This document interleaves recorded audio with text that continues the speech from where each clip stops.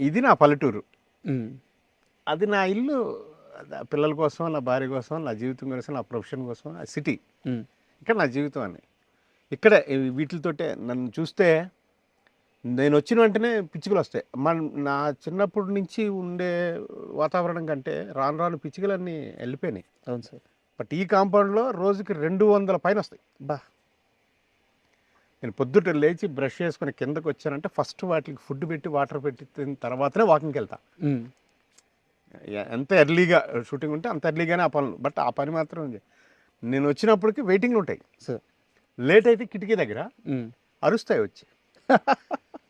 అంతకంటే మనకంటే ఈ పంచభూతాల్లో మనకు అంతకంటే శ్రేయోభిలాషులు, అంతకంటే మనల్ని నమ్ముకోవటం అనేది అవన్నీ ఏంటో అదొక ఎక్స్ప్రెషన్. మరి దానికి దానికి అది అనుభూతి చెందితేనే వస్తుంది.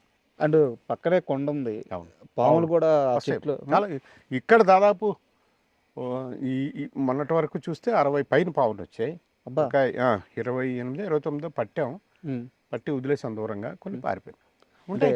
మీకు భయం అనిపిదా? అది అంటే అలికిడి చేస్తే పాము ఏం చేయదు. ఉమ్, అలికిడి చేస్తే వెళ్ళిపోతాయి పాపం. మన అలికిడి మనం అంటే మనకంటే ఎక్కువ రెట్టింపు భయం వాటికి. ఉమ్, పాము విషయం అని ఇప్పుడు మీరు వచ్చిన గేట్లో సార్.